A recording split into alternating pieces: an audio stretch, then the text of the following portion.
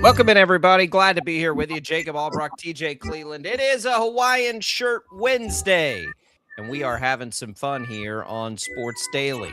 Rocking and rolling. It's a busy Wednesday. We've got the NFL draft now just one day away. We have portal movement sort of to get to. The Royals have won a game, and we've got friends in to help us get through it all. We'll have Joshua Brisco in to preview the Chiefs draft. We'll have Shreyas Laddha in to talk the latest with KU. We've got you in to help us. 869-1240 is the phone number to call. You can also reach us via our video streams on Facebook, on YouTube, on X. Glad to be here with you this morning in all of those places. Thanks for watching us on 12 News Connected as well and listening to us on the Odyssey app. All of the great stuff coming your way this morning is What's on Tap, brought to you by the Wichita Brewing Company, now featuring Caddy Snack, Wichita's golf beer. Caddy Snack Blonde Ale, refreshingly crushable, makes the perfect pairing from the first tee to the 19th hole, no matter the score. Caddy Snack reminds you to beer the ball. Wichita Brewing Company, pizza and beer made here. TJ, good morning. How are you? The grass is greener, the sky's bluer, Jacob. The streak is over. The streak is over. Walk around with a little bit of pep in your step today, Royals fans. You're allowed to. What time's the game today? Is it a 2:00 game? It's a 1 o'clock game, I think. Is it a day game? All right, you've got about 5 hours to walk around with a little pep in your step before you may get let down again. But for now, they're winners in the most wild way fashion that you could have last night. That game was awesome. Sometimes to exercise the demons, you got to work real hard, and they did last night. It was two different comebacks, a blown lead, and a walk-off wild pitch. But that sometimes, Jacob, perfect. Sometimes, Jacob, baseball paints a picture that only sickos like you and I can enjoy. Like when you have the non-baseball fan watch it, they're like, "Why are the score is 2-1? Like there was no home runs, a sac fly. Like what are we watching here?" And then like last night, that's the one that you turn on, or it's like you want to learn about baseball, watch this game.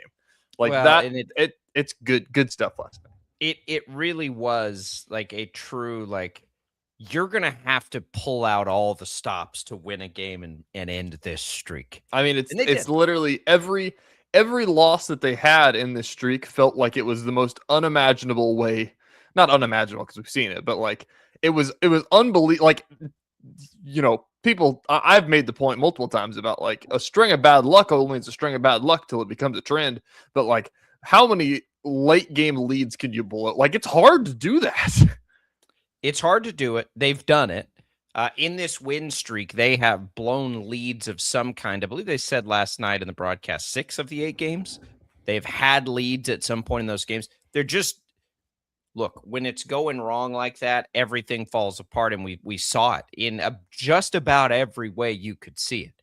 And lo and behold, this time, they come back a couple of different times. You get to the 9th inning, and you feel like they had this golden opportunity, and they almost blow it again, and they get a wild pitch score on that. And it's like, all right, it's over. We're done. Let's get the hell out of here and go home. Like, no more. We can't. They can't take this one from us.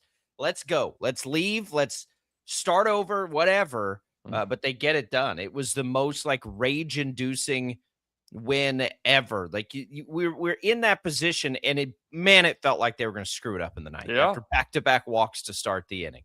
And you're just like, there is no way. Like they're gonna not capitalize here, and they're gonna come up and give a 3-run home run up. John Schreiber's gonna come in the 10th and give up a 3-run bomb, and they're gonna lose again. That's what it felt like. They brought Strawman, who gave up a run the other day, I believe, and it was like, well, come on, Strom, like show us you're worth something here, and then gave up the run, obviously, and then they bring Ursa again, and it's like, okay, it's tie game because Massey hit the home run, and then it's leadoff walk to start the inning, and I'm like, son of a gun, what is going on? Then he got a double play. So all is well. But all is well. All is well. Now they can start a win streak.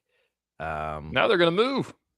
Now they're going to move places. That's the big news. Is there a big hunk of irony? Or maybe not irony, but like, is it perfect that we sat here and said that like, man, they want a bunch of public money to move downtown and do all this stuff, and they're losing a bunch of baseball games, and they're going to announce it on the heels of coming off of a win, one win in 10 days. I imagine John Sherman's had a little butt puckering. I imagine he's you know how bad sent you a know few how bad that would messages suck. downstairs. Yeah, Like, you know how bad guys, that would suck to have to go to that press conference today, where it's presumed that they'll announce that stadium, and have to sit there and say like thank you the city for giving us $600 million, and have to answer the questions about why is your team so terrible right now. yeah. Why is Mecotraro bunting in the 6th against a struggling pitcher, John? Why do you think that's happening? Why do you guys keep giving the ball to John Schreiber in key situations late in the game, John? Yeah, John, do you imagine there's a world where John Schreiber pitches in this new ballpark? No. That far down the road in No. 2031?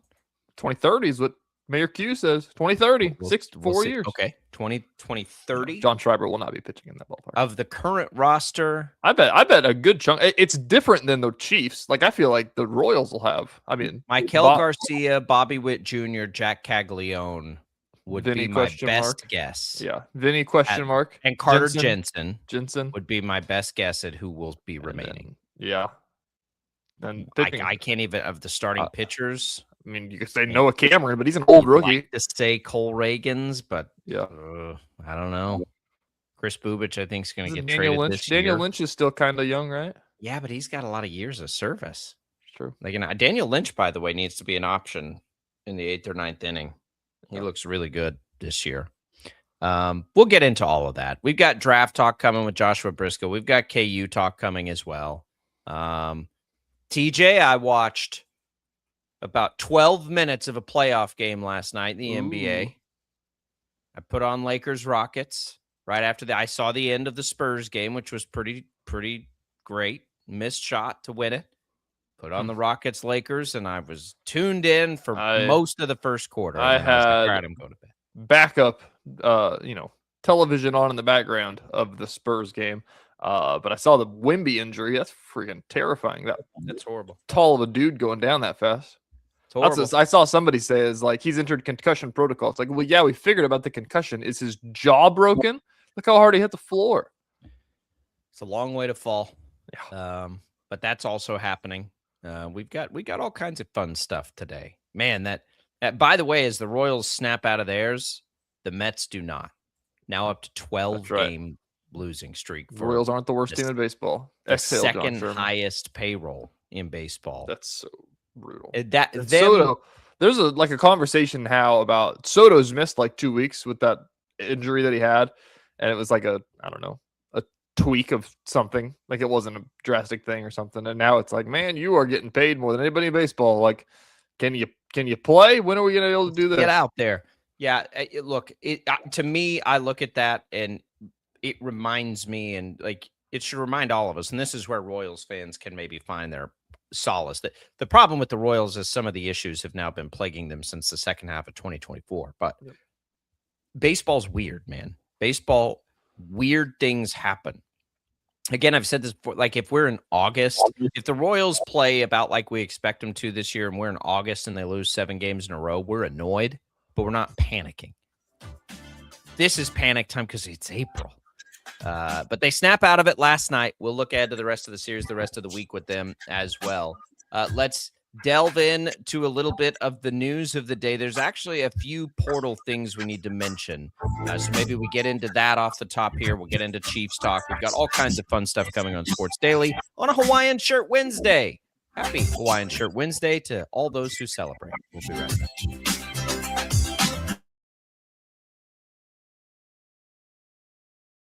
Lightning, hail, tornadoes, flooding.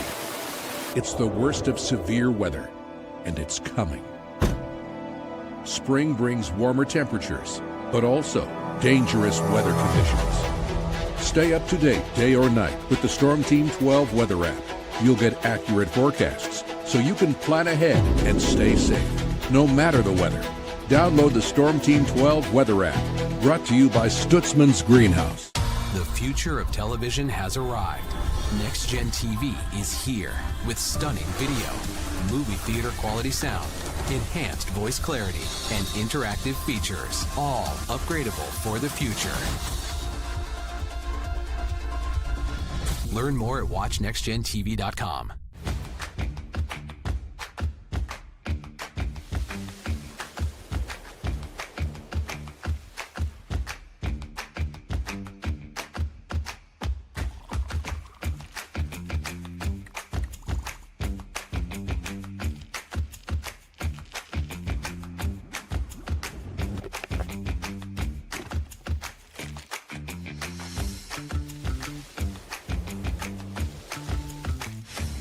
canvas of our imagination. They tell a story. Clouds affect the events of your day.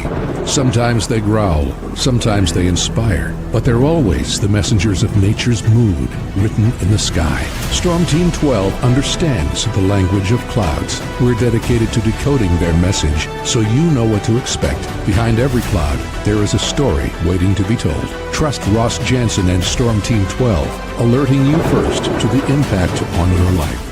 We are following a breaking update. Every day, all day, stream the stories that have you talking near and far. Whoever is behind the wheel of this bus is not stopping. From hundreds of local reporters and meteorologists spanning the country. Chaos here this morning at the UW campus. Search LNL for the all-new Local News Live streaming app. Odyssey is one of the most influential audio and entertainment brands in the nation. You already know Odyssey's iconic local radio brands in Wichita. But did you know Odyssey has the country's best collection of music, news, and sports brands? Odyssey is also a premium podcast creator, major event producer, and digital innovator. Odyssey brings people together across the country and right here in Wichita. Odyssey also delivers meaningful radio and digital audio results. Find out our story and impact at odysseyinc.com/Wichita. Make yourself known now. 31001 in traffic pursuit. Oh my God, here. Investigate TV Plus begins with real people. We investigate stories that impact you And inspire change every day. Something is broken. Real problems. Why are they hiding it? And real solutions. My daughter was dying in front of me. What was your reaction when he said that? Investigate TV Plus, weekdays at 3:30 p.m. on KWCH. Sometimes people tell us, I don't get it, it's just tea. But let me tell you, we are so much more than just tea. With 20 plus flavors of sweet and unsweet iced tea, the possibilities are endless. Come on in and try them all for free to find your favorite or get us on the go for your busy lifestyle. And don't miss happy hour every day. So the next time someone tells you it's just tea, tell them to come by and find out why we say, drink tea, be happy. Jim Rome here, lighting up your afternoons on The Jim Rome Show. Catch me starting at 2 on Wichita's #1 sports radio, Kansas Fan Headquarters, 97.5 and 1240 KFH.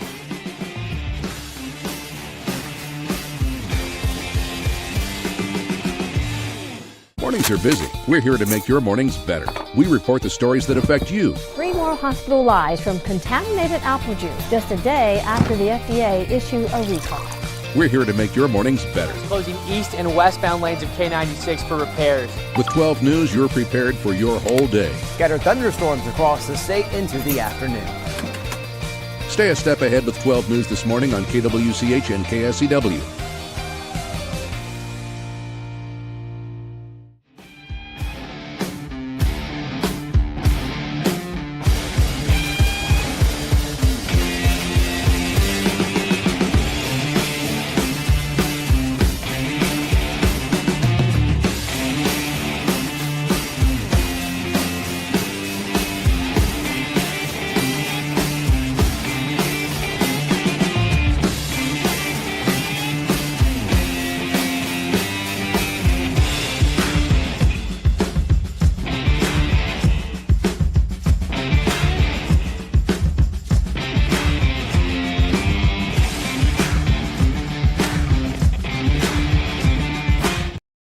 Daily is on KFH.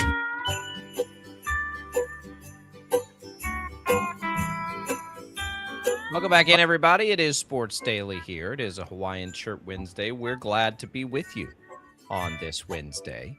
Longhofer Lawn and Tree Care, celebrating 60 years in Wichita, providing expert lawn care for a healthy lawn, tree and shrub care, and bedweed control since 1966. Longhofer Lawn and Tree Care.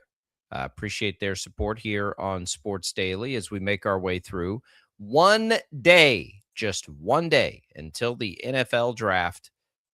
We get ready for the Chiefs to perhaps pick 9, perhaps trade up. Lots of different things happening in this. There are pretty wide-ranging opinions on the rankings of these players and where the Chiefs may end up wanting to go. I try to check as many of these publications as I can, and there just isn't a lot of consensus, TJ, outside of the fact that most people really like Arvell Reese.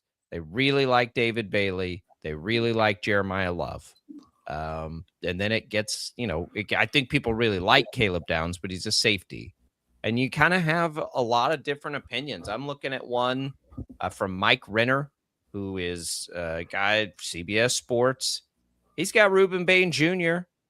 As the second best player in this draft. He's got him ahead of Arvell Reese. He's got ahead of David Bailey. So there's no consensus here. We got to remember. I think so. The thing I thought about the other day, the old cliche in the draft is that once the quarterbacks go in 1, 2, 3 or whatever it is, then it's all like, all right, well, the official draft starts now. And really, we don't know who's going number 2. It's true that I think that as you go into it, we'll have guesses, but are you shocked? Who do you think is going number 2? Bailey?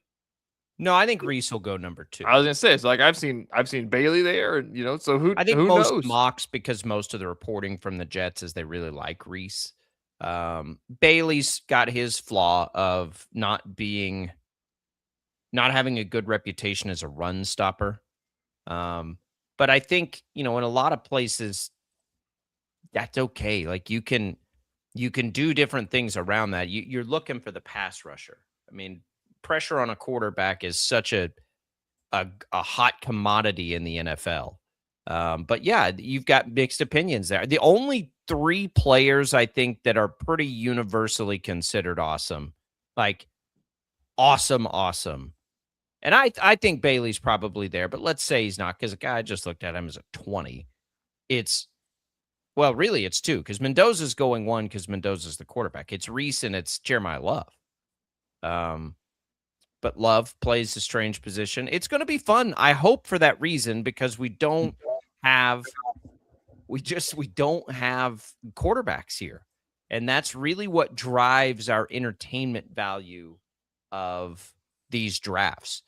I say it. I'm looking at 2 drafts now that have Bailey 2 and Reese 3. And all this stuff matters because of the smoke around the Chiefs' interest to trade up. And I would be stunned if there wasn't, right? If the Chiefs weren't looking at that very seriously, because the hardest thing to find sits there at potentially 2 and 3. And you've got 2 first-round picks. You got to make those calls. You have to make those calls. And those teams are going to try to hold them over the fire right now. But when it comes down to it, and it's pick 3, and the Cardinals are sitting there, and they're like, man, we really like so many of these players. That's where, if you're the Chiefs, you just be ready for the possibility to go up and get somebody. Yeah. Or they pick 2 players, and they'll be fine. I think it's so interesting is that, we're looking at this through a Chiefs lens, obviously, but because they may want to trade up to 3, but if they like Bailey, do they need to trade up to 2? And then that's going to happen literally all over the league. Brett Veach talked about this, and it was one of the more interesting things that he said the other day is that the draft is the pool is so interesting this year, like you're saying, because there's no quarterbacks, that it's such a weird way of trying to evaluate. How much better is Bailey than Carnell Tate? How much better is Jeremiah Love than Delane? You could say 2 through 20 are all going to be kind of in that same little echelon a little bit. There's mock drafts, and we see where we think guys will go based on what we've reported and fits and things like that. But the drop off between pick 2 and pick 10, there isn't much. That's what he was saying. And so he thinks that there's going to be more trades than there really ever has been. And it's not because we need to trade up to go get that high end talent. Like the Chiefs trading up to get Patrick Mahomes, perfect example. That isn't what it's going to be this year. It'll be man, I have no idea when this guy is going to go. We should just go get it. David Bailey could, or one of those guys could fall. I'm looking at Mel Kiper now. So I'm the 4 mocks I've looked at this morning. So there must be some reporting happening here that Bailey's going to the Jets at 2. Yesterday or the day before, it was consensus that it was Arvell Reese going to the Jets at 2. I'm with you. What is the difference between 2 and 9? I don't know. And, Mendoza, I don't think people think Mendoza is the best player in this draft. He's just going number 1 overall. So really, we look at the whole thing. And by the way, like, it's not always like we're not always right at this part of the draft either. People like to joke of like, oh, the first round are all going to be Hall of Famers. Ha ha ha ha ha. No, but the early first round, like, your chances of getting star players are higher. I think when you go outside of quarterback, even though it's true for quarterback too. But if there's a reason people really like all these players, because they look like they're going to be highly productive NFL players. Either they were highly productive in college, either they have the traits and the measurables. I do tend to lean into production a little bit, which is, the Bane case for him is at some point just watch him play, and he was great. But the Chiefs have been bitten by that a little bit in the past, right? Watch Felix Anudike-Uzomah play college football. There weren't very many edge rushers that disrupted games more than he did.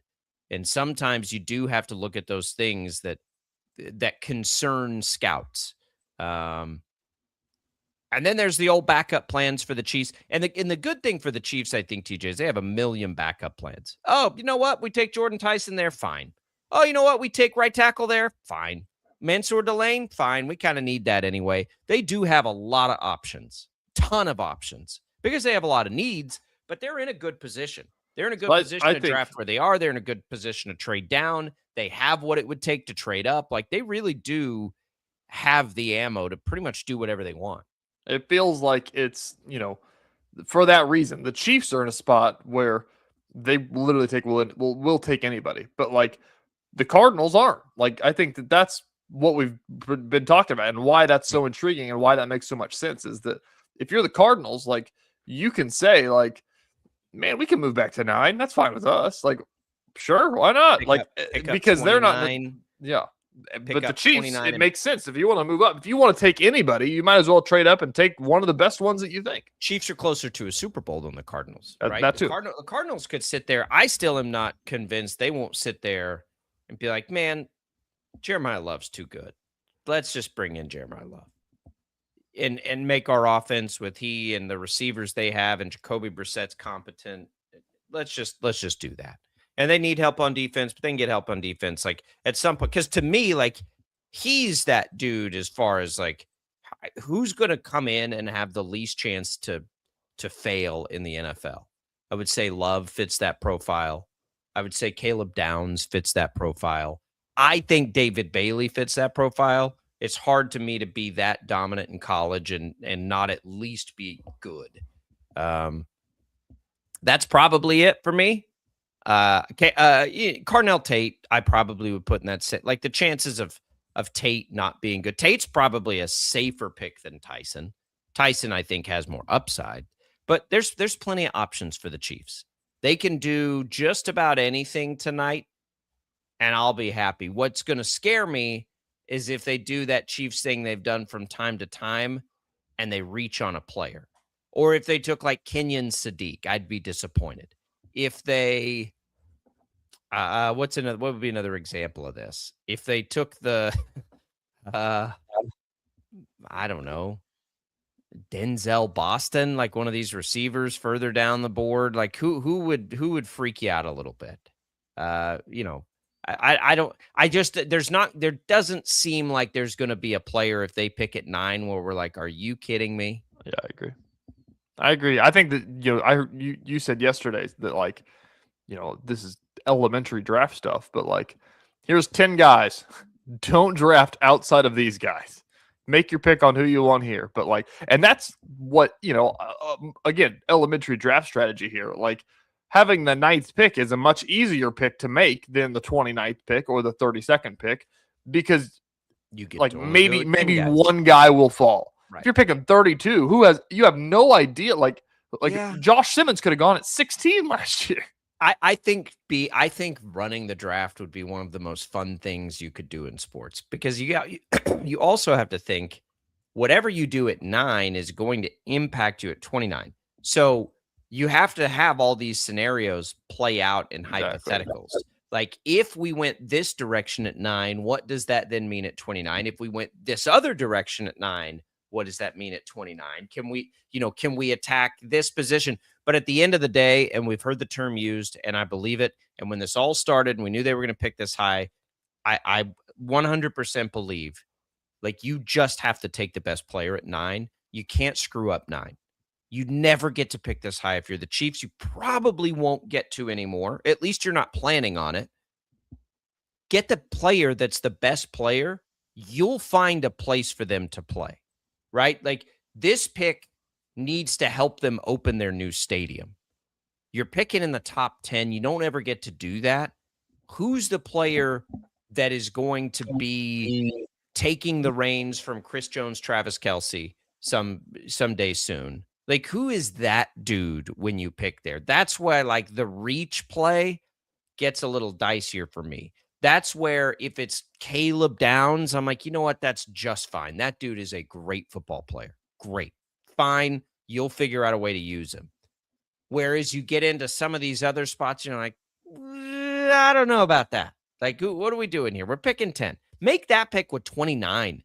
If you like some player that some others may grade as a second or third rounder, take that dude at 29. But at 9, you got to get it right.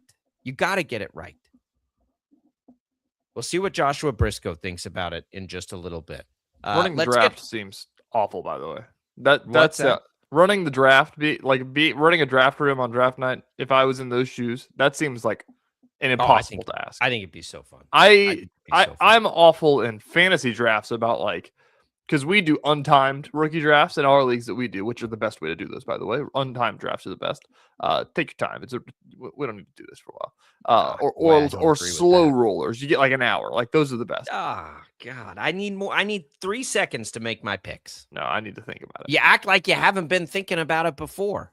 Well, if it's your first round pick, you can go fast. But then it gets like I'm saying here is that what happens if somebody takes your guy and then you're doing this and then you want to make a trade? It's like, I don't want this. Who wants this pick? And you need everybody to lock in and be like, all right, you have. I can't do that in a 3-minute span. In fantasy football. Oh, it does. You're in the wrong leagues, and I need time to. Happen in fantasy, I need time to run my trade board. Oh, look, it's TJ again. Everybody got 5 minutes. Just take a break here. Everybody go get a beer. He's going to take this timer down to 4 before he makes his pick here. I draft fantasy sports like I play golf. Like, what are we doing here? Let's get up there and go. Like, why are we waiting? I already waited around. It's time to go.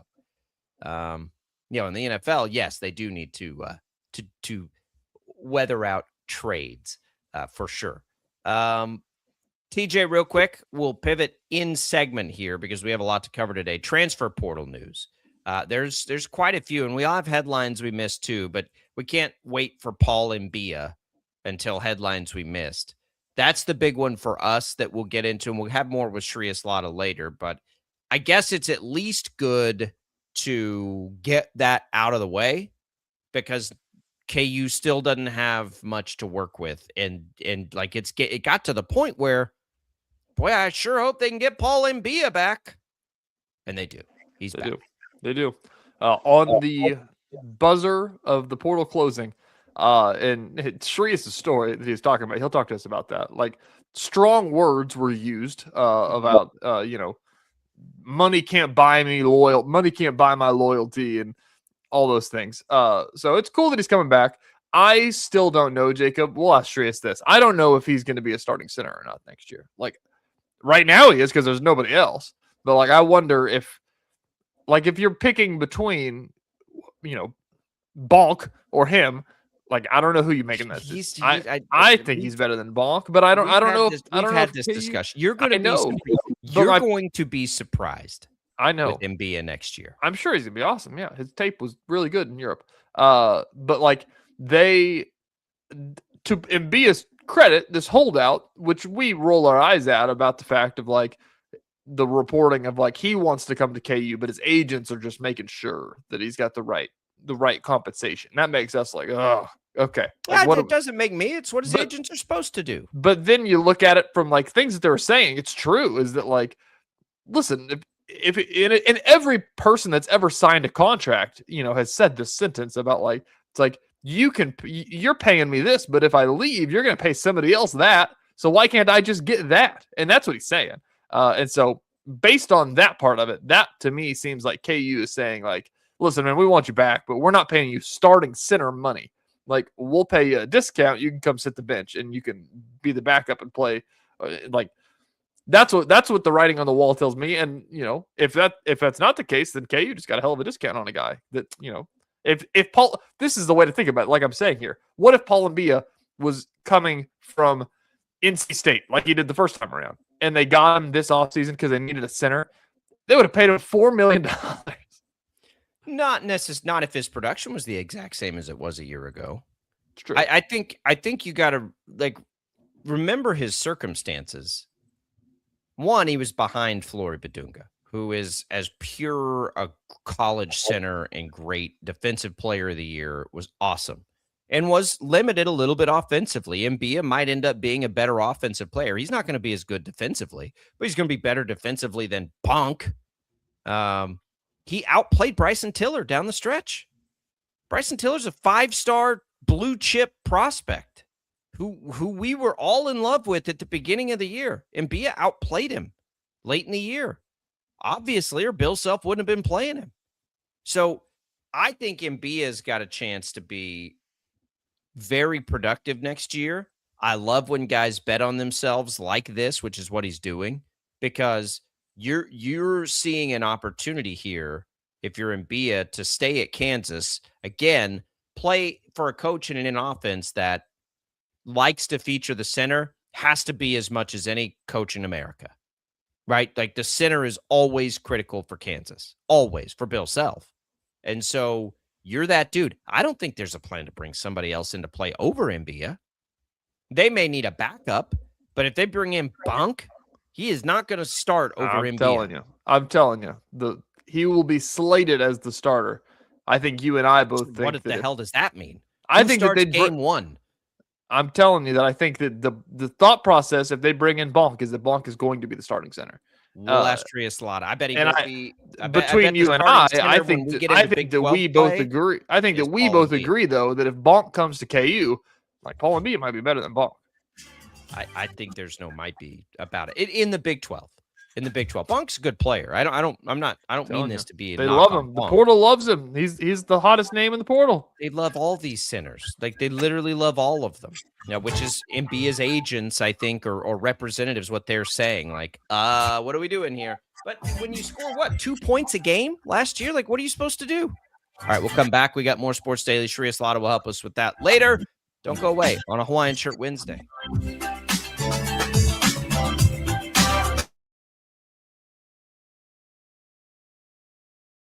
Lightning, hail, tornadoes, flooding. It's the worst of severe weather, and it's coming. Spring brings warmer temperatures, but also dangerous weather conditions. Stay up to date day or night with the Storm Team 12 weather app. You'll get accurate forecasts, so you can plan ahead and stay safe, no matter the weather. Download the Storm Team 12 weather app, brought to you by Stutzman's Greenhouse. The future of television has arrived. Next Gen TV is here with stunning video, movie theater quality sound, enhanced voice clarity, and interactive features, all upgradable for the future. Learn more at watchnextgentv.com.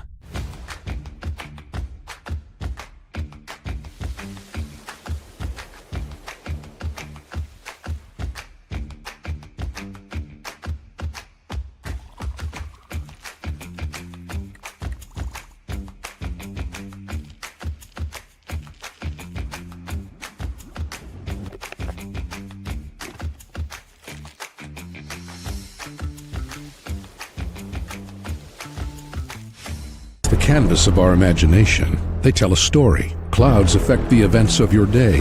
Sometimes they growl, sometimes they inspire, but they're always the messengers of nature's mood, written in the sky. Storm Team 12 understands the language of clouds. We're dedicated to decoding their message, so you know what to expect. Behind every cloud, there is a story waiting to be told. Trust Ross Jansen and Storm Team 12, alerting you first to the impact on your life. We are following a breaking update. Every day, all day, stream the stories that have you talking near and far. Whoever is behind the wheel of this bus is not stopping. From hundreds of local reporters and meteorologists spanning the country. Chaos here this morning at the UW campus. Search LNL for the all-new Local News Live streaming app.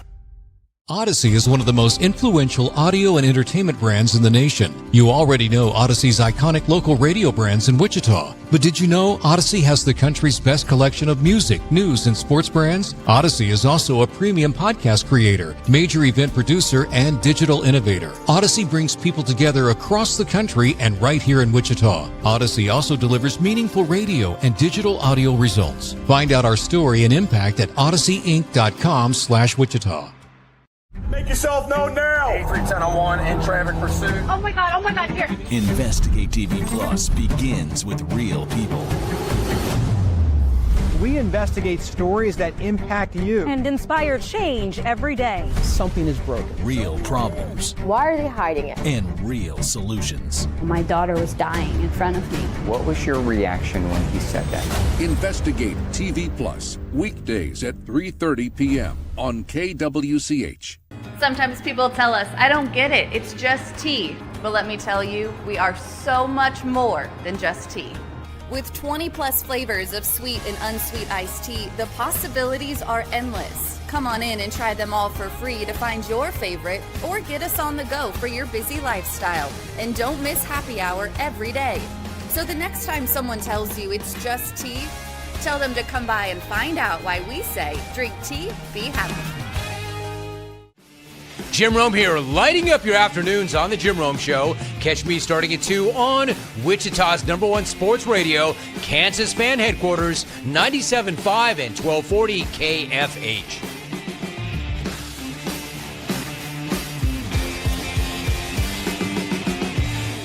Mornings are busy. We're here to make your mornings better. We report the stories that affect you. 3 more hospital lies from contaminated apple juice just a day after the FDA issued a recall. We're here to make your mornings better. Closing east and westbound lanes of K96 for repairs. With 12 News, you're prepared for your whole day. Scattered thunderstorms across the state into the afternoon. Stay a step ahead with 12 News this morning on KWCH and KSCW.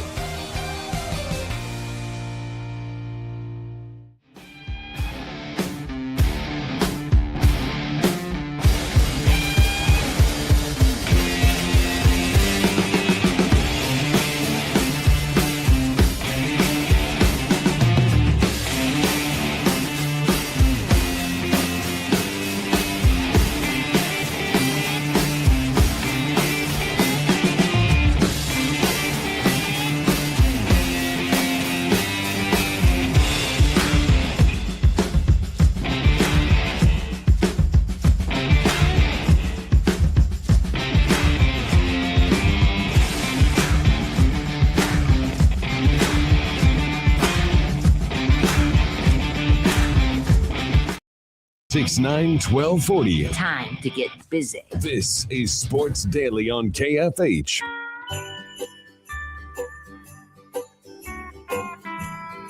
Thanks to Crested Country Club for being a great supporter of the program here on a Hawaiian Shirt Wednesday. Good opportunity to get out and play a little golf before we get some storms later in the week.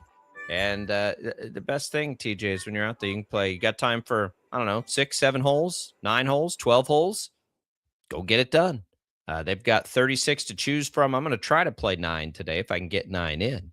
So if you see me out there, wave, say hi. And if you're listening and you don't know and you want to go take a tour of the facility, go give them a call. Tell them we sent you. You won't regret it. Welcome back here to Sports Daily. We're talking a wide variety of things today. Let's go back to TJ, the Kansas City Royals winners, finally winners over the Orioles last night.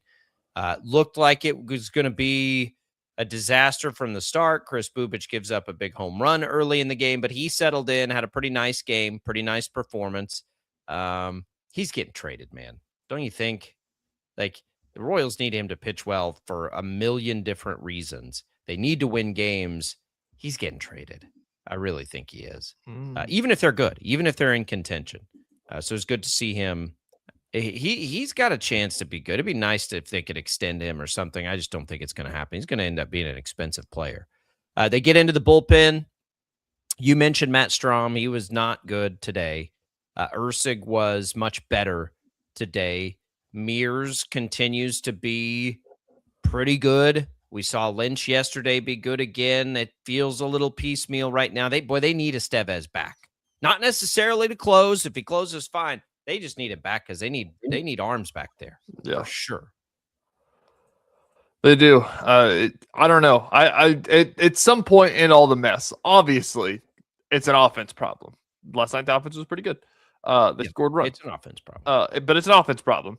But in the mix of it all, like, we have definitely got a bullpen problem on our hands as well. And I think that you're right. It's probably due to being a little shorthanded. But I mean, the amount of I'd have to pull it up. I wonder how many 8th and 9th inning runs that they've had. I know at one point this year, which I guess snapped yesterday, but at one point this year, the Royals were being outscored in the 9th inning like 25-0 or something like that. Like yesterday literally could have been their first 9th inning run of the year, which may be true.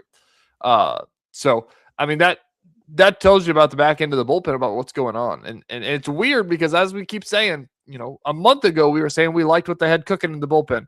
And I mean, everything is kind of changing. Like Schreiber now, injuries hurt that. I mean, it does, but right now it's been one injury though. And it's been Schreiber being borderline unusable. So now you're down. What do you do about that? 2 guys. Well, there's nothing you can do. You just hope other guys can pick up the slack. I mean, if we're being honest, and Ursig has blown the 2 saves, which has been not good, but it's the depth that might be saving them. Like the fact that they happen to have Mears is real handy right now. Strom, the fact that they brought him in, and he's had some bad outings too. But there's a difference, I think, with Strom and Ursig, who have had bad outings, but they still look okay. Whereas like Schreiber looks like he's just throwing batting practice up there right now. Lynch is going to have to continue to step into a bigger role. Like, I won't be stunned if Daniel Lynch is a closer before the end of this season, which would be a really cool development for him. He's thriving in that role. The problem is right now he's too useful doing what he's doing and helping you in the ways that he's helping you. But if they were a thin bullpen before the year started, I don't know what they would do. I don't know. I think the Lynch thing is interesting because I agree that you don't want to take him out of his role that he can fill for you, but in the same breath, like, he hasn't done it so far because they haven't had to. The starters have been able to go 6 every game. Well, he went an inning and a third 2 nights ago. So I think you got to have that too. And I'm not sure anybody else besides he and Ursig are equipped for it. And look, Ursig's still pumping at 100 miles an hour at the end of games. So it's not like the Estevez issue where you're like, God, he doesn't have his best stuff. Ursig's stuff has been fine. He's just walked some guys more than anything. It's okay. Like, of the concerns, the offense is far more concerned. I agree. And like we've said, like, we're drawing, I don't know, drawing straws, I guess, or picking things to pick on. It's a trend, and it's happened multiple times. That's a thing. But at the end of the day, like, we're asking the bullpen to give up 0 runs. Like, I know, right? It sure would be nice if they had a 3-run lead somewhere along the way. If Matt Strom giving up a 2-run home run is not the end of the world. It shouldn't be, but it is. Like, every time they take the mound, it feels like the game is on the line. And that is unfair to a bullpen. Like, no bullpen in the world doesn't ever give up, anything. So I'm with you. They've got to just take advantage of their scoring opportunities better than they have. Last night, which is kind of funny. We're seeing some signs. Last night was on offense. It's so funny. It was the inverse of Tuesday. It felt like, as it was, or on Monday, excuse me, is that Monday was, we got so many people on base and we couldn't score them for the life of us. And then the Royals last night was like, I think they had two or three sack flies. Like, they just weren't getting hits, but they're finding ways to score runs. The Royals scored in 5 out of the 9 innings they played last night. Yeah. How about that? Right? I'm telling you. That's the grass is greener today, people. Yeah, it worked out for them. The playoffs are on the horizon. The playoffs were never not on the horizon. Look, The problem isn't the record yet. I mean, it is a problem, but it's not insurmountable, obviously, to be 5.5 games back in the Central. It feels like they're 50 games back in the Central because you can't see them. Like, it is so hard. It's painful to watch them underperform. And every time, every day it goes on, every bases loaded, nobody out situation, you're just like, is this going to get better? Like, is there better to have here? Can they do it? And that's where I think the panic has set in. Now, one win on a walk-off wild pitch when they almost blew runners at first and second, nobody out in the bottom of the ninth with the heart of your order coming up situation again. I mean, my goodness. Like, I'll say it again. And Vinny, had an RBI last night. Can we please? You've got dudes that are being highly productive down there. Can we just for a game, one game, let's see what happens. Kyle Isbell has been nothing but productive. May not last all year, but he is right now. Can we lead him off and back Garcia third? Can we move Carter Jensen up and break up Salvi and Vinny? I don't why is it so hard to try something different? We're almost a month into this thing, and we just keep seeing the same thing over and over. Like, how much do you need to see to know, at least right now, that's not working? And at some point, somebody's going to get hurt, and you're going to get I have no doubt that in August, this is probably the lineup we're looking at. But until we get to August, weird things happen. Just do something else. Michael Massey is on fire coming back right now. Why not take advantage of that? And they did. They hit him. Where did they hit him? 6th last night? Great. Yep. But you're willing to hit Michael Massey 6th, but you better not touch Garcia, Witt, Pasquantino, Perez, or Isbell. Don't touch them no matter what. Michael Massey, though, yeah, we'll hit him 6th. Sure. He's okay. Great. Take that same philosophy and apply it to the entire lineup. Drives me crazy. I'm with you. Change lineup every day, but don't change the part that matters. Well, don't change the part that's struggling. Yeah, exactly. Mess with everything else. But that one part that's been a real problem now, 25 games into the season, don't you got to leave that alone. Don't mess with that. But now the problem is, TJ, we come back to Salvi got mad at Q for benching. Like, you can't move Salvi out. He already got mad at him for benching. And that's where I have my concern. Yeah. Like, the fact that Quatraro couldn't just say, Salvi, you're taking a day off. The fact that I'm not completely confident he can't walk into the room and say, Vinny, you're not hitting 3-hole today. Salvi, you're not hitting 4-hole today. I'm worried about that a little bit now after what we saw over the weekend with Salvi and Quatraro. Thought of the day I had over the weekend was, or over the past couple of days, Vinny's contract that he signed. What was it, like a 2-year deal, I believe? I think so. So I don't even think it cleared arbitration for him. I can't remember. But we thought that we could have seen like a long-term-ish, like 5-year type of thing. And there was the talks about like, this is a proven deal for both sides, isn't it? Like, this is the Royals saying like, we have Jack Caglione right there. Like, we don't need you that bad, but we really want you to work out and be good. And I think it's Vinny saying like, you don't want to pay it? Like, okay, I'm not taking a cheap deal. Give me 2 years and I'll show you what I'm really worth in a couple of years. He knows, he's aware. I mean, we've seen him say these things on social media. He knows what the issues are, right? He understands it, and so do the Royals. Like, Vinny Pasquantino, at the end of this 2-year contract, is going to be 30 years old and command, I don't know, on a free agent market, if he continues the trends he's continued in baseball, probably $20 million a year. Are the Royals with Jack Caglione there really going to want to pay Vinny Pasquantino $20 million a year? Because what we're seeing right now, that streakiness happens too often. Like, when he's going great, he's really good. But it's this weird thing where he's like when the dust settles, you look at it and you're like, well, yeah, that guy deserves a big contract. But when you're in the middle of it, there's too much of this streakiness, I think. And he knows it. He said it. And the Royals know it. That's why they won't give him the big deal they've been willing to give other players. They'll be willing to give it to Jack Caglione. They'll be willing to give it to Carter Jensen, I'm pretty sure.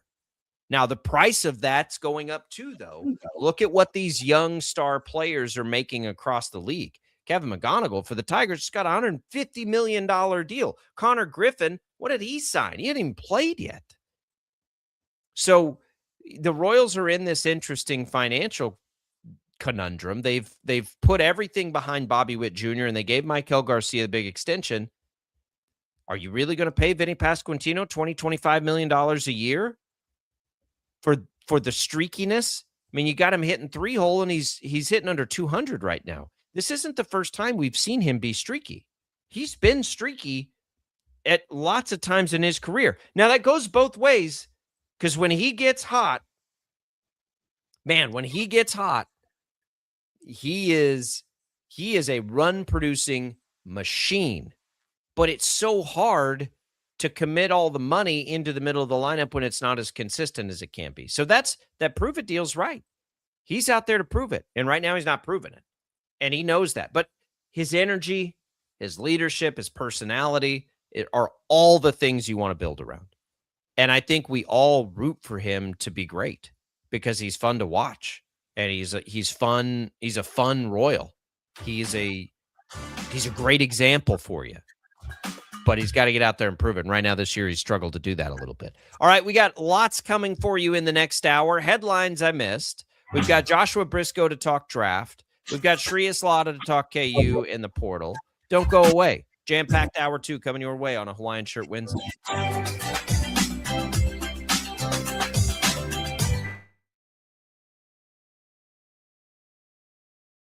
Lightning, hail, tornadoes, flooding. It's the worst of severe weather, and it's coming. Spring brings warmer temperatures, but also dangerous weather conditions. Stay up to date day or night with the Storm Team 12 weather app. You'll get accurate forecasts, so you can plan ahead and stay safe, no matter the weather. Download the Storm Team 12 weather app, brought to you by Stutzman's Greenhouse. The future of television has arrived. Next Gen TV is here with stunning video, movie theater quality sound, enhanced voice clarity, and interactive features, all upgradable for the future. Learn more at watchnextgentv.com.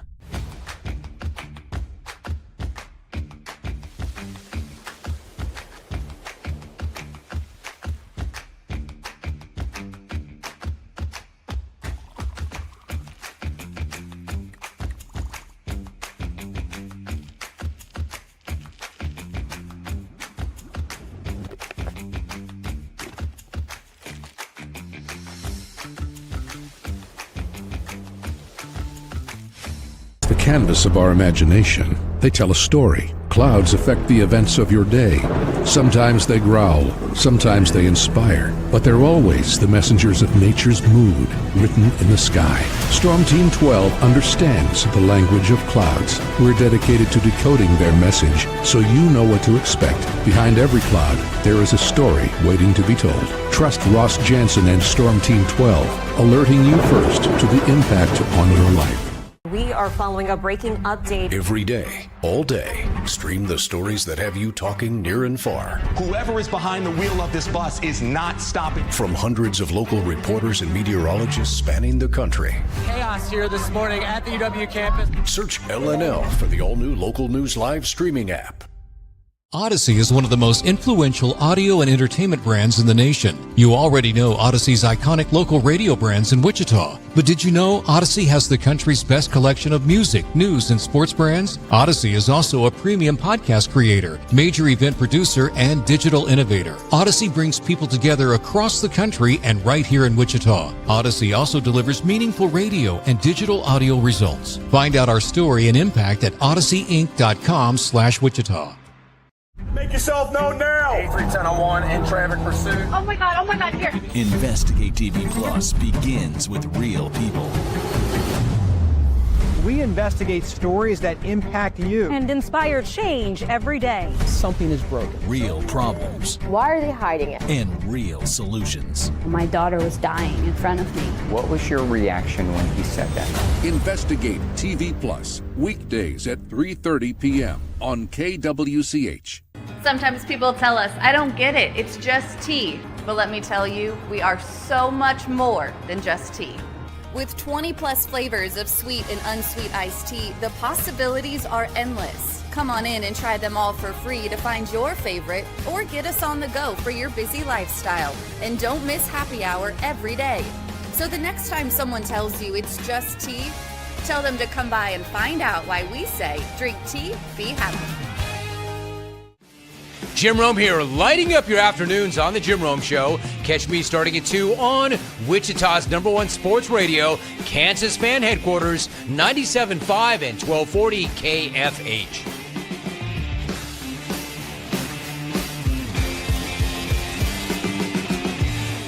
Mornings are busy. We're here to make your mornings better.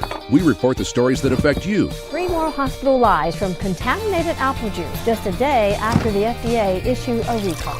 We're here to make your mornings better. Closing east and westbound lanes of K96 for repairs. With 12 News, you're prepared for your whole day. Scattered thunderstorms across the state into the afternoon. Stay a step ahead with 12 News this morning on KWCH and KSCW.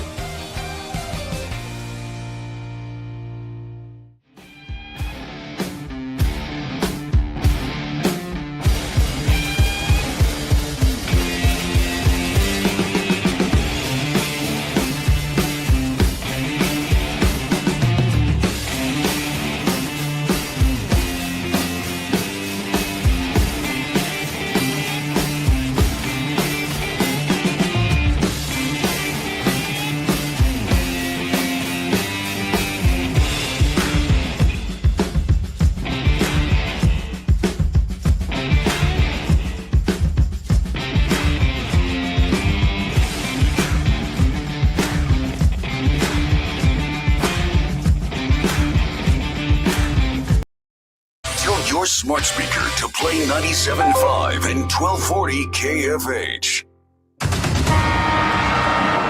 Fuck yeah. Really? I mean, is that going to be a thing now? You like it? Nice catchy. What are you looking at? Go. Now, from Wichita's most listened to sports radio, 97.5 and 1240 KFH, this is Sports Daily. Aloha, Mr. Hyde. All right, welcome back into Sports Daily, everybody. It is a Hawaiian Shirt Wednesday. We're glad to have you with us here. We've got Joshua Brisco coming on this hour to talk Chiefs. We've got Shreyas Laddha coming on this hour to talk KU. It is a busy and fun time of year, and we'll get you through all of it. And it's all what's on tap, brought to you by the Wichita Brewing Company, featuring live music this Sunday. Details at wichitabrew.com. Send off your Sunday with live tunes, tasty treats, and good times at WBC Delano. Your spot for spring Sundays. Visit wichitabrew.com for more info. Wichita Brewing Company, where groups gather. Thanks for finding us. Any way you find us, you can comment on our video stream, Facebook, YouTube, X. You can call in 869-1240. You can leave voice messages through the Odyssey app. You can email us at sportsdaily@kfhradio.com.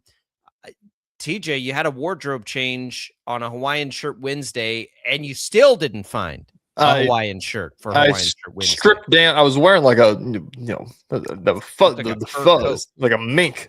It was not actually a mink. That was a last minute, like, oh, the show's starting right now. What kind of, what kind of hoodies do I have down here? And that was the only thing I had. So I wore that. And it's a little warm, so we have gone down to the. Did you back off of mink just now because you thought people would be offended that you shot a mink? No, I don't think anybody actually thought it was a mink. I mean, I backed off a mink just because I don't want people on the radio stream to think that I'm the kind of guy that wears a mink coat at 7 a.m. Hey, it's a Hawaiian Shirt Wednesday. If we need to bring, a fur coat, I don't think I have a fur coat. Probably borrow one from my mom, maybe. I don't know. People still wear fur coats. My mom has them and thinks they're the coolest thing. I don't think she actually ever wears them, but she still views them as like this luxury item. And she'll bring them out. Be warm. They are warm. They are warm. I've tried one on. All right, I got no. good I don't headlines. think anybody. I don't think people do. Maybe they do. I don't know. Maybe in a different tax bracket than me. I guess. All right, let's hit some headlines we missed. All right, Sports Daily fans, let's take you to the sports headlines Jacob probably didn't see. All right, lots to get into. I saved a couple of these in college basketball. I saved a couple of draft things, and I got a couple of baseball things. Where do you want to start? Let's go draft first. Draft first. I will hit you with this one. The Cardinals. This is stupid. No, let's go here. Heinz, the ketchup brand. Heinz 57. Okay. Former owner of the Steelers' namesake, no longer Heinz Field, RIP. Heinz is teaming up with Devin Hester to welcome the first Mr. 57 at the NFL draft. Now, hang on. You called Heinz makes ketchup, but Heinz 57 is not ketchup. No. But it's Heinz. Gotcha. They make the brand. Yes. Gotcha. No, it's steak sauce, obviously. Yeah.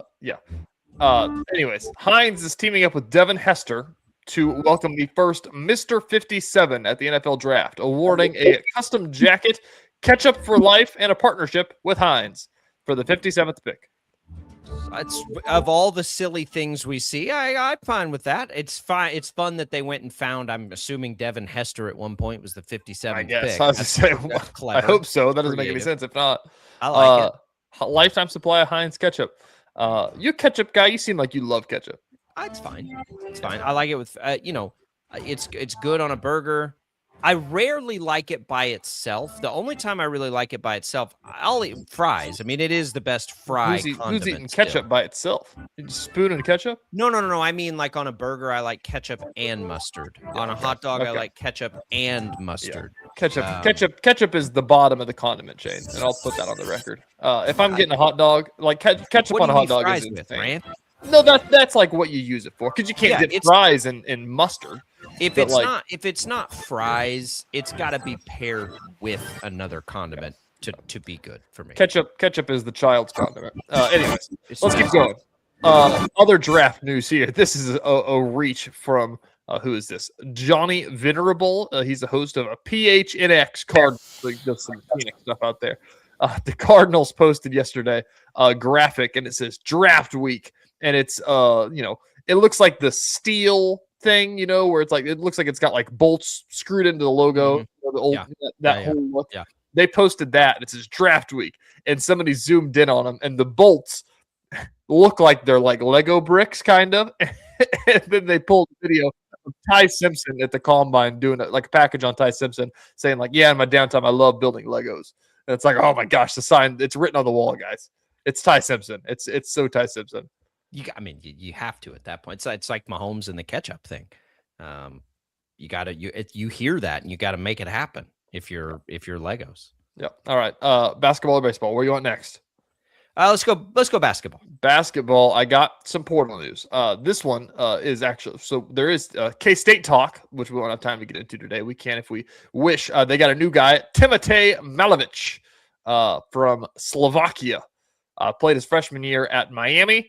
Was a former 3-star recruit, averaged like 20 points a game in like the first division of the ABA in Serbia. So it's, pretty good Euro player. Didn't get much run at Miami. A 21-year-old freshman last year, by the way. So, file that one down under the thing. Okay. But he'll be a 22-year-old sophomore at K-State. He only scored 4 points a game at Miami, but he can shoot it like no other. He shot like 36% this last year, and like in Serbia, he shot like over 40%. So fits the mold. 6'8", he shoots threes. That means he's a Casey Alexander player. We talked about Paul Mbia. This is something to monitor as well. Tonde Yesufu, remember that name? Not Tonde Yesufu. I remember other Yesufus. No, Tonde Yesufu was the freshman from Baylor this past year. Oh, yeah. Lit the world on fire. 5-star recruit, averaged 18 points a game at Baylor. He went in the portal right before the deadline last night. And now there's a lot of speculation of the two big fishes that are sitting around waiting on one big fish named Tyron Stokes and have a check written out. Whoever doesn't get him might just get Tonde Yesufu. Of Kentucky and Kansas? Yeah. That's what That people would are be acting like. Kansas's second Yesufu. It's actually spelled. It's actually spelled different than Joe Yesufu. Okay, They're but not related. still same. Not just another Yesufu, which would be kind of cool. Yeah. I'd have 2 nickels. Happened twice. Yeah. I don't know. He's a stud, dude. I'd love Tonda Yesufu. Yeah, I mean, those are the kinds of players where I'm like, yeah, give me a collection of them versus Stokes. I think I'll take the college. I mean, that's not what this is very much like. Somebody made the point. I can't remember who it was, but like if they got him, this is like he's going to be like the number 2 or number 3 player in the portal. Probably he'll be right under Mopsilovic, I bet. He's the kind of guy where it's like. So what is the holdup on him? He just went in the portal yesterday. Okay, so he's not, because I'm not seeing him ranked yet. Yeah. So he just officially in last night as of 7:30. Okay. So, anyways,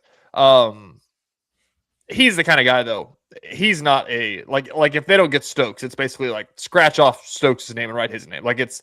I listened yesterday to one of the national 247 guys talking about Stokes, and they're like, how much money is he actually going to get? Like, what is this? Is this an astronomical number? And he said that like kind of what we've been saying is that like you just need to treat Stokes like he's one of the top 5 players in the portal, basically. Like it's one of those. And so, it may not be Flory Badunga money if the bigs are getting paid that much, but he's definitely getting as much as any wing in the country is going to get. So, sidebar. I mean, he was, is Stokes going to come in and give you 18 points and 6 rebounds a game? I mean, probably, honestly. These are the kinds of names. These are the kinds of players for me that I'd rather have, because I don't imagine he'll be as expensive as Stokes. Yeah. Give me Yesufu and another player, and I'm gonna take that. I'm gonna take that option if it's my choice. Like I'm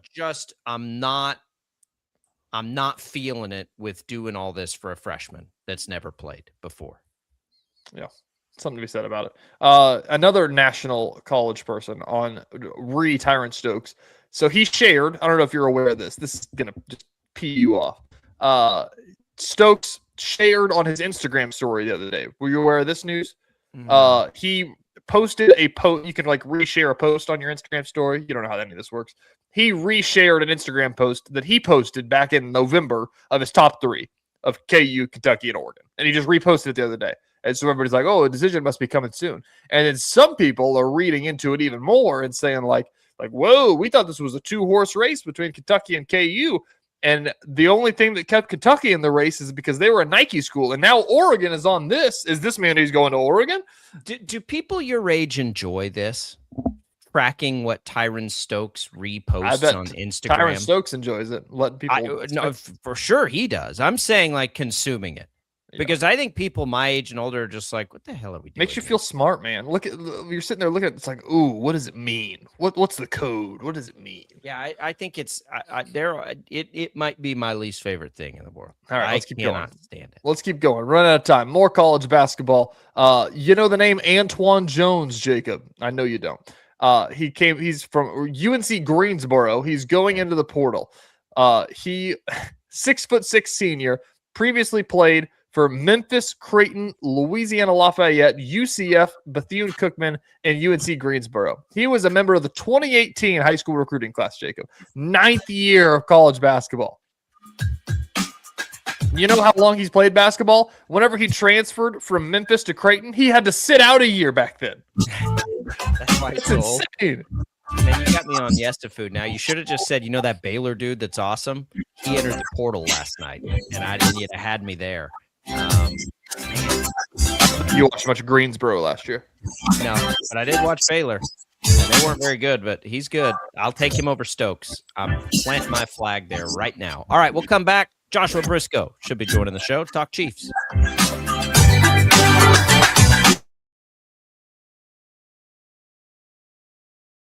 Lightning, hail, tornadoes, flooding.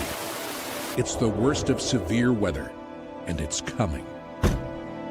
Spring brings warmer temperatures, but also dangerous weather conditions. Stay up to date day or night with the Storm Team 12 weather app. You'll get accurate forecasts so you can plan ahead and stay safe. no matter the weather. Download the Storm Team 12 Weather app, brought to you by Stutzman's Greenhouse. The future of television has arrived. Next Gen TV is here with stunning video, movie theater quality sound, enhanced voice clarity, and interactive features, all upgradable for the future. Learn more at watchnextgentv.com.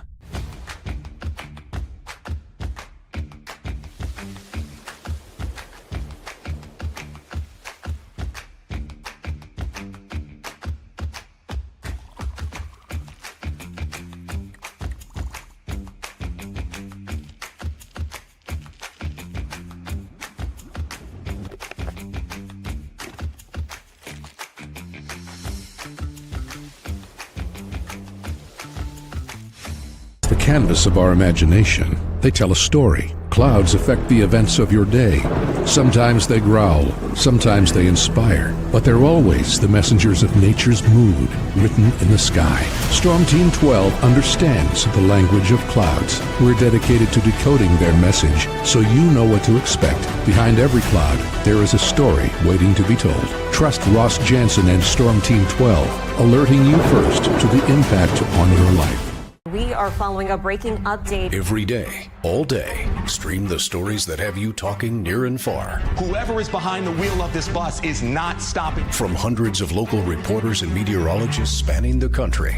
Chaos here this morning at the UW campus. Search LNL for the all-new Local News Live streaming app.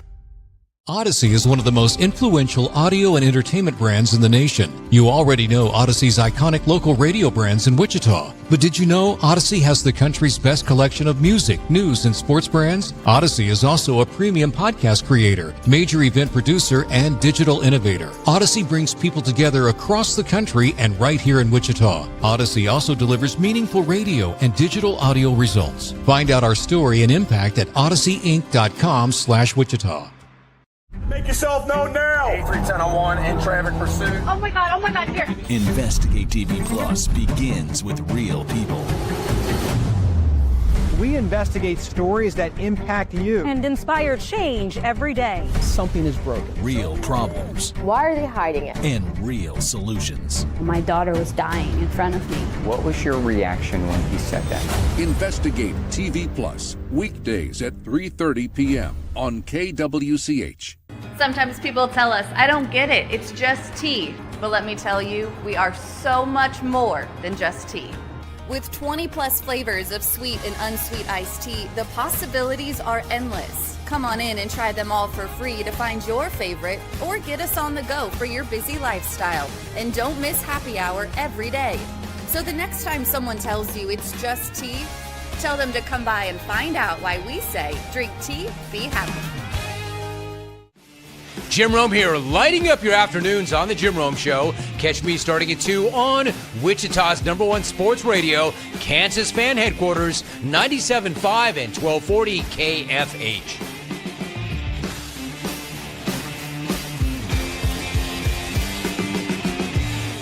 Mornings are busy. We're here to make your mornings better. We report the stories that affect you. 3 more hospital lies from contaminated apple juice just a day after the FDA issued a recall.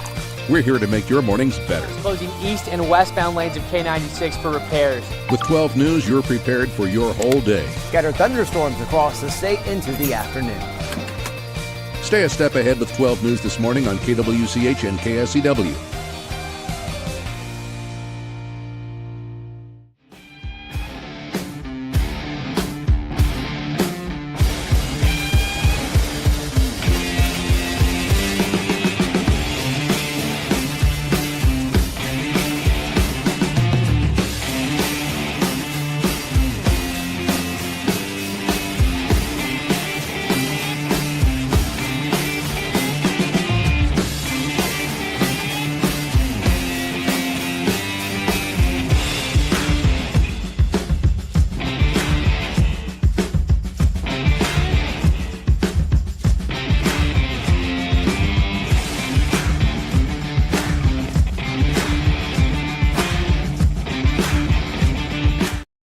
FH.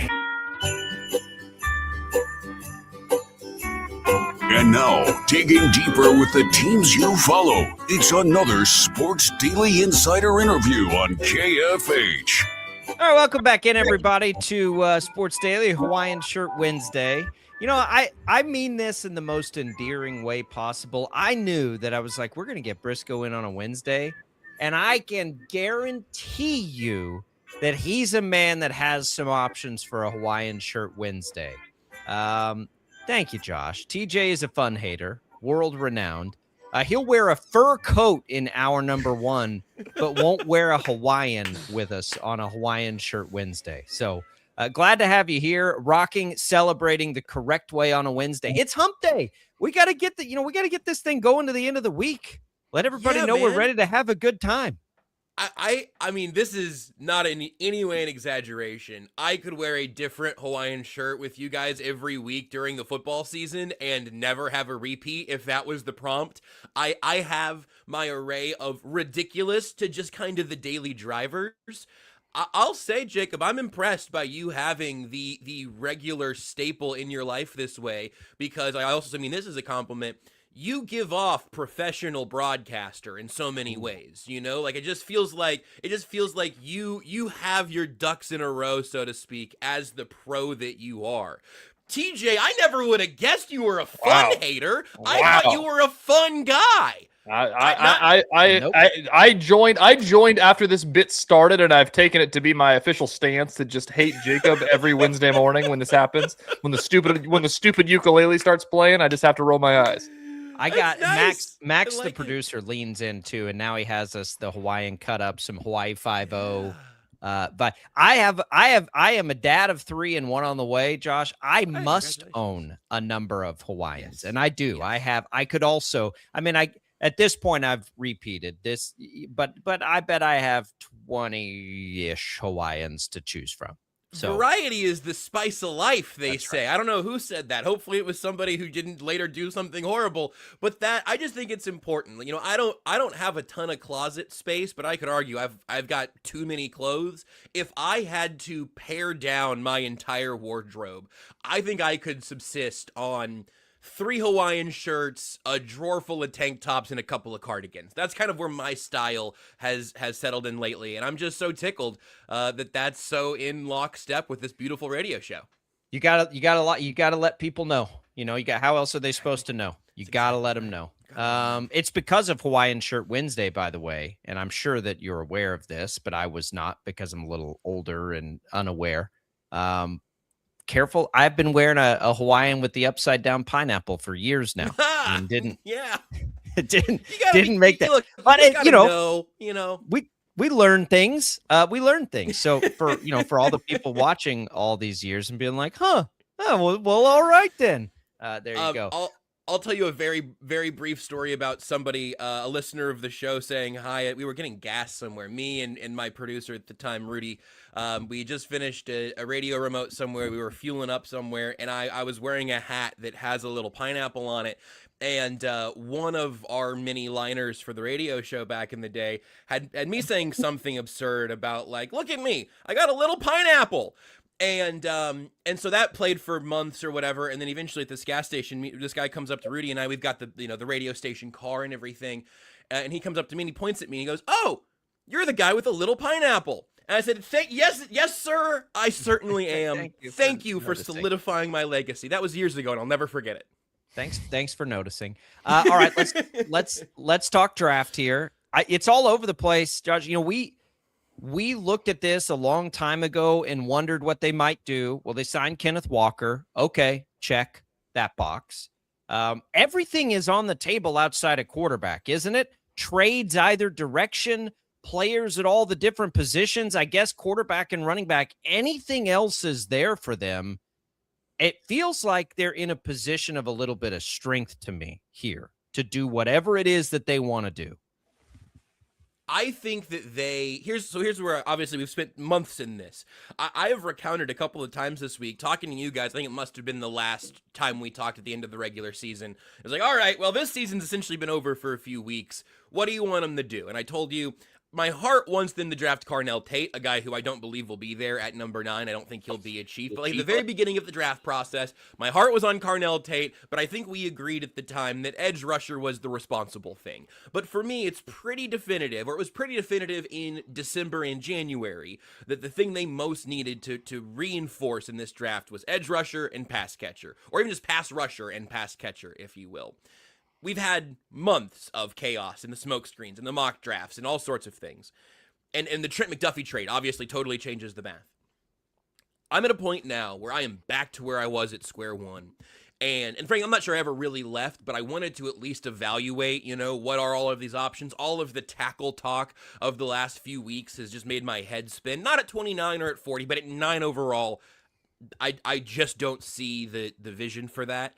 But ultimately, I'm at a place now where if you said, hey, between 9, 29, and 40, however they move, they need to make 3 top 40 picks in my mind. I don't want to move that 40th pick for other spot adjustment if I can help it.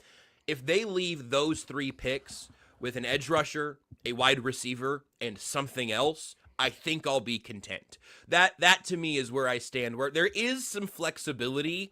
If what Brett Veach said about the defensive in-depth into the second round, if that's true, then yeah, you could take Caleb Downs at 9. Maybe you try to move up for Casey Concepcion in the 20s, and then you just take the best edge available at 40. You could do that. I think still the best case scenario is probably Bain at 9, trade up for your favorite receiver in the 20s, and then take whatever the best player available is at 40. But they need to have more flexibility than that, to your point, because this top 7, top 8 picks, obviously top 7 after Mendoza, could go in just about any direction. It's kind of fun and kind of scary. And that's the point I made earlier in the show, Josh, is that it feels, I said the old cliche is always that after the first 3 quarterbacks go, all right, the real draft starts now. The real, nobody knows who's going to go at 2, honestly. We've looked at 3 different mocks today, and they had different ones who's going to go at 2. If you are the Chiefs, and we've made the point that they've got the capital, they could move up to, 3 is reported, stuff like that. Is there a scenario where it's like, we want him, but I have no idea if he's going to be there at 4, if he's going to be there at 5? Do they move up? And if they do move up, I don't even think that there's a clear answer of who they take if they do move up. It's such a good question. It's just so hard to hear a question from someone not wearing a Hawaiian shirt. I'll try to power through. But I don't think for me, at the price point there would have to be, I don't think a move up to 3 is going to make fiscal sense to me. Unless they love Arvell Reese, a guy who you thought was going to go 2 for the last 3 months. Maybe it is David Bailey at 2. But to that point, if they wanted to move up to 6 with the Browns and no receivers have gone yet, and they do love Carnell Tate, or they do love Jordan Tyson, and the Giants didn't take him at 5, then I would understand, especially with what the precedent we have right now, where it seems like you're not going to have to pay as much on the dollar to move around in this draft, because it seems like the consensus is that there is not much of a consensus. So if the Browns aren't charging overpriced to move up 3 spots, if you wanted to do that to get a guy you didn't think would be there, that makes sense. Peter Schrager, who tends to know things, every mock, you should take every mock with an entire bucket of salt.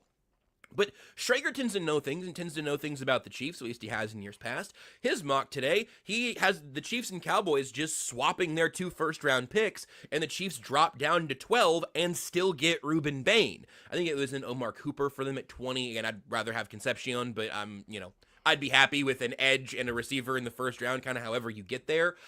I think it is very likely that they don't pick at 29. I think it's most likely that they just have to sit and wait things out at 9. I just don't know if it's worth the cost. But then if you're moving something in the day 3 pick range, or maybe a couple of picks, you're doing some pick swap, something like that, to move up from 29, it'd probably have to be day 2 range, I should say. But if you're moving up from 29, you might be able to buy yourself 5 or 6 spots there without losing a worthwhile dart throw, which is kind of what I think of some of those mid-round picks being. I could see them moving up from 29. I'd be a little surprised if they move up from 9. And the way things are going with Bain, it seems like he should, air quotes, should be there at 9. If he's the guy, be patient. If they think there's a significant difference between Bailey and Reese and Ruben Bain, I could see them doing that if they think that they can pull the trigger relatively cheaply. That's my preferred path. Joshua Brisco, Chiefs Insider, Chiefs Radio Network, joining us here. That's become my preferred. If the Cardinals are willing to dance, I'm hoping the Chiefs go get Reese or Bailey. They have not had. Who was the last truly elite rusher off the edge that they've had? When was the last time they just had a good pass rush in general? I mean, it's been so long. It's sort of like the left tackle conundrum on the other side of the ball. They just keep trying and never finding the answer there, and they have poured buckets of resources into it. Just go get one of those guys. 29 is a pick to me. Like they like to get cute down there in the first round. Like I'd be willing to go up to 3, even if it costs me 29 because they have 40.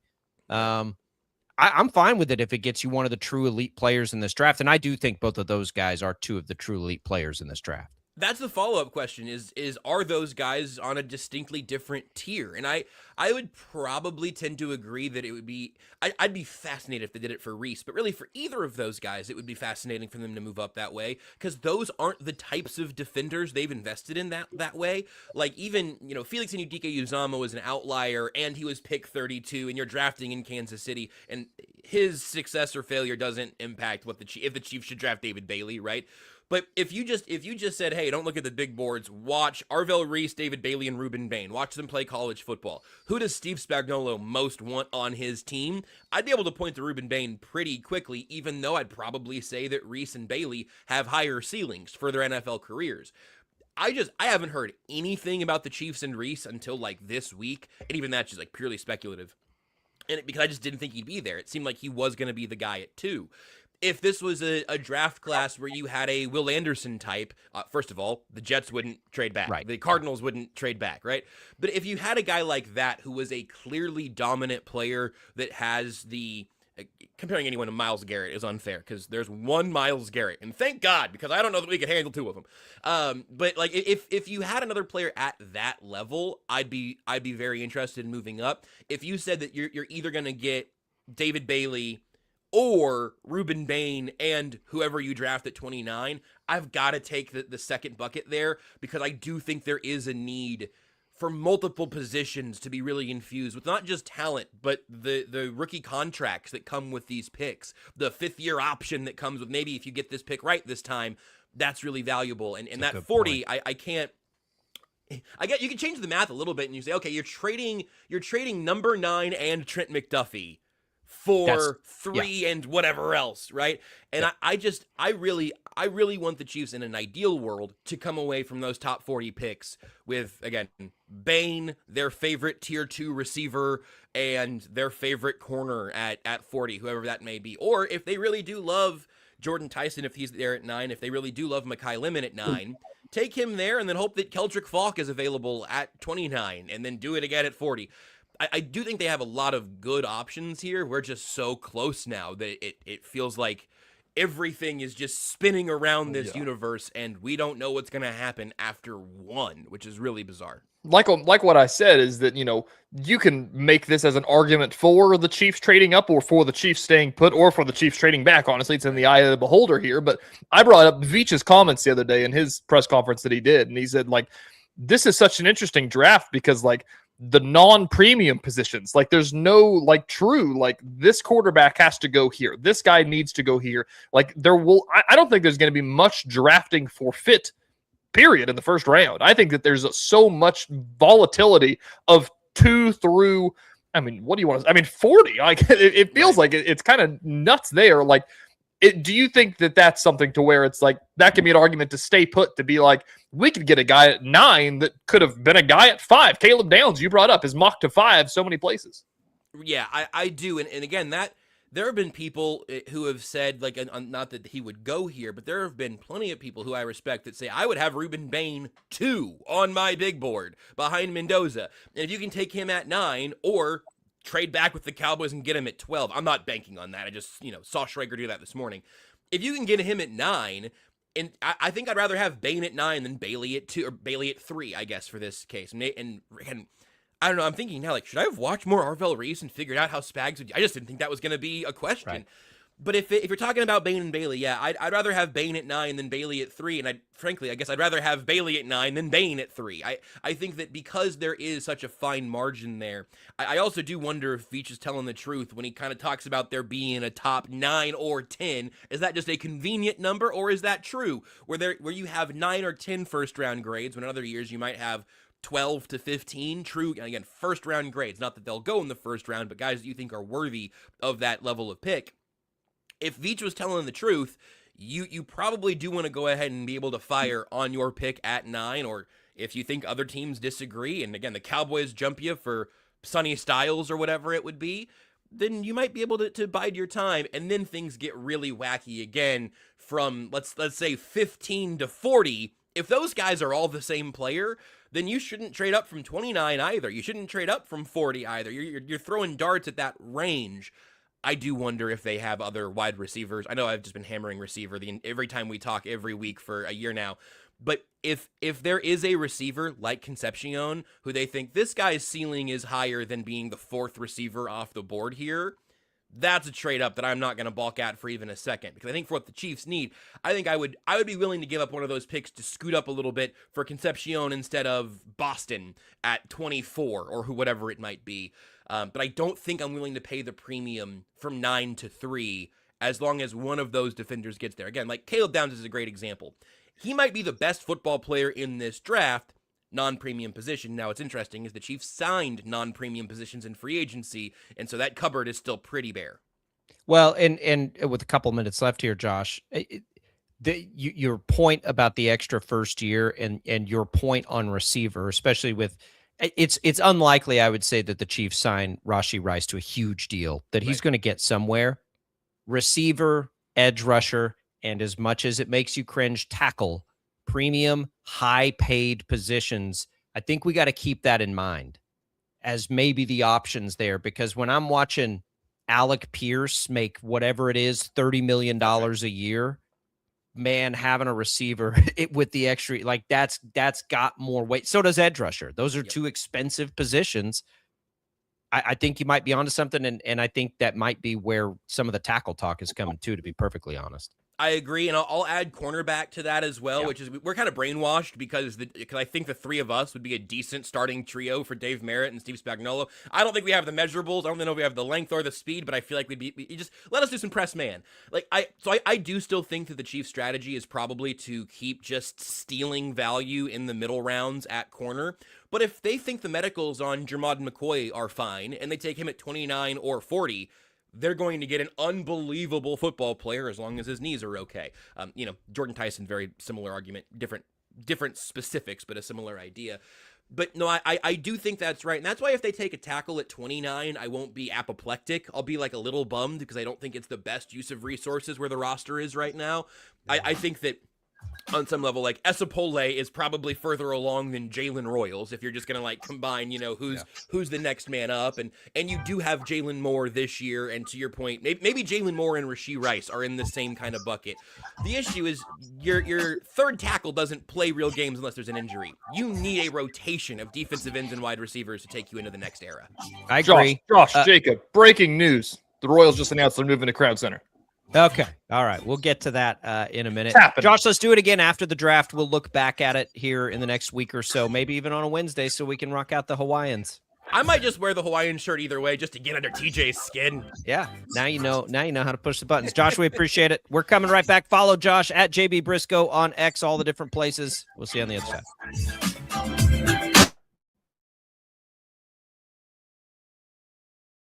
Lightning, hail, tornadoes, flooding. It's the worst of severe weather, and it's coming. Spring brings warmer temperatures, but also dangerous weather conditions. Stay up to date day or night with the Storm Team 12 weather app. You'll get accurate forecasts, so you can plan ahead and stay safe, no matter the weather. Download the Storm Team 12 weather app, brought to you by Stutzman's Greenhouse. The future of television has arrived. Next Gen TV is here with stunning video, movie theater quality sound, enhanced voice clarity, and interactive features, all upgradable for the future. Learn more at watchnextgentv.com.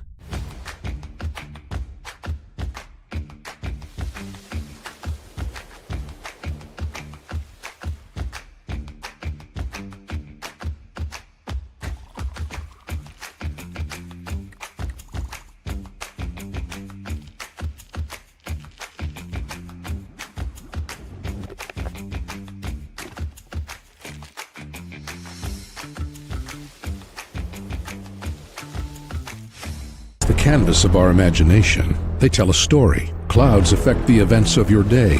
Sometimes they growl, sometimes they inspire, but they're always the messengers of nature's mood, written in the sky. Storm Team 12 understands the language of clouds. We're dedicated to decoding their message so you know what to expect. Behind every cloud, there is a story waiting to be told. Trust Ross Jansen and Storm Team 12, alerting you first to the impact on your life. We are following a breaking update. Every day, all day, stream the stories that have you talking near and far. Whoever is behind the wheel of this bus is not stopping. From hundreds of local reporters and meteorologists spanning the country. Chaos here this morning at the UW campus. Search LNL for the all-new Local News Live streaming app. Odyssey is one of the most influential audio and entertainment brands in the nation. You already know Odyssey's iconic local radio brands in Wichita. But did you know Odyssey has the country's best collection of music, news, and sports brands? Odyssey is also a premium podcast creator, major event producer, and digital innovator. Odyssey brings people together across the country and right here in Wichita. Odyssey also delivers meaningful radio and digital audio results. Find out our story and impact at odysseyinc.com/Wichita. Make yourself known now. 31001 in traffic pursuit. Oh my God, here. Investigate TV Plus begins with real people. We investigate stories that impact you. And inspire change every day. Something is broken. Real problems. Why are they hiding it? And real solutions. My daughter was dying in front of me. What was your reaction when he said that? Investigate TV Plus, weekdays at 3:30 p.m. on KWCH.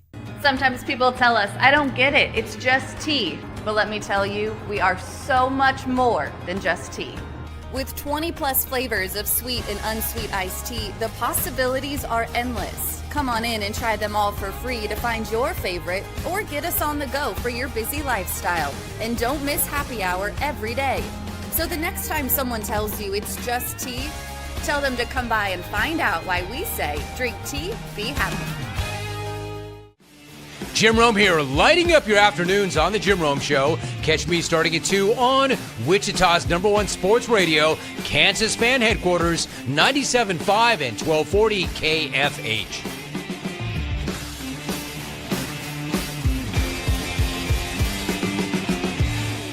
Mornings are busy. We're here to make your mornings better.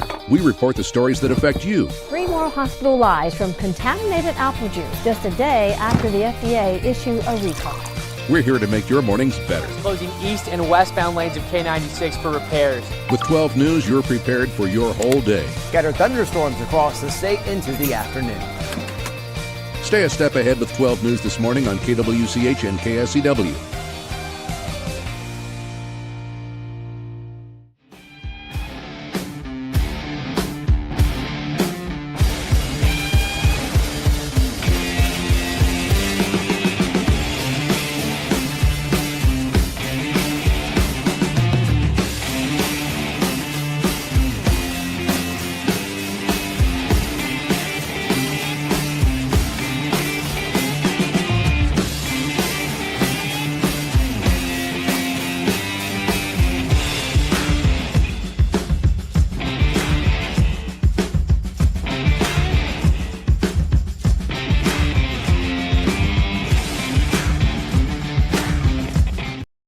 Age.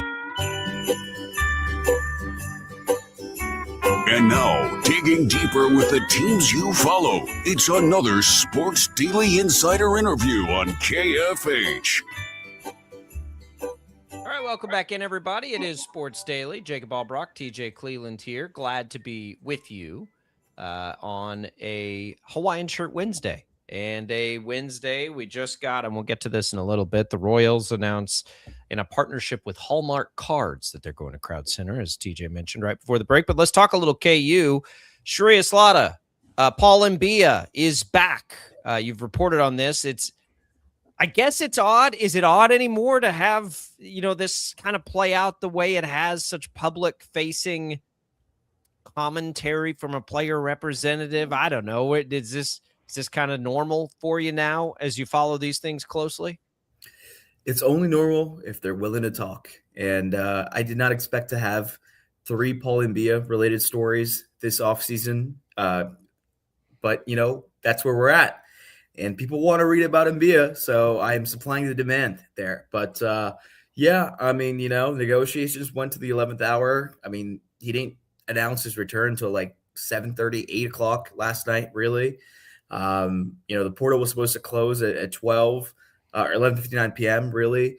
And he's back. I think Kansas fans are happy. I know he wanted to come back. I think he was finding that number that, him and his representatives wanted. It was an interesting 24 hours yesterday. Hey, no money can buy his loyalty, and no obstacle can break him either. He said it in his statement. He's coming back. We're talking about this in his statement. It was shared. It was shared by. Yeah, that was his statement. That was his statement. AI. It's a Pocket AI from me. Sorry. Oh, absolutely. Yeah, that was definitely ChatGPT. I'm gonna be honest. But yes, I stared at that and I was like, "Is this real? Is this a real statement right now?" It's like, "Oh." I sent it back and I was like, "Why are those quotation marks in those places?" Like, that's the best part about it, is that the quotations aren't even the entire whatever. You're quoting yourself, and you didn't even include the whole quote of yourself. These are journalism nerds talking about quotes, whatever. Anyways, we're arguing, Shreyas. Where's Paul Mbia going to be on this roster next year? Like in a market that's full of big men, to his management's point, a market full of big men that are getting paid all across the country, and that KU's looking at Anton Bonk and names like that. Like, where is Mbia? Is he a starting caliber center at KU?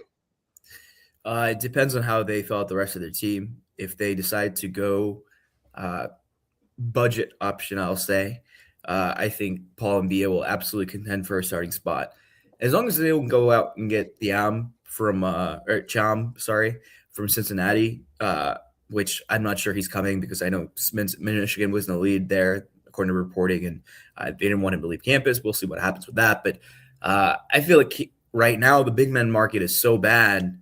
I don't really know if anyone else out there is like definitively much better than Paul Mbia.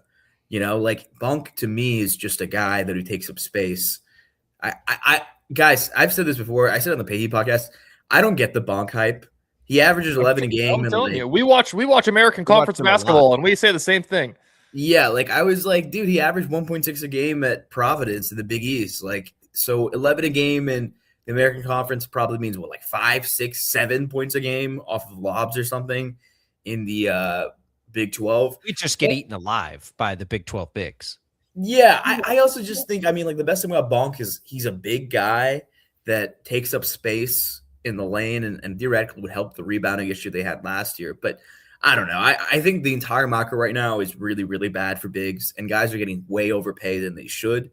I've reported this before. Flory made over $5 million from multiple sources. I'd heard multiple people say $6 million. Somebody said 6.5.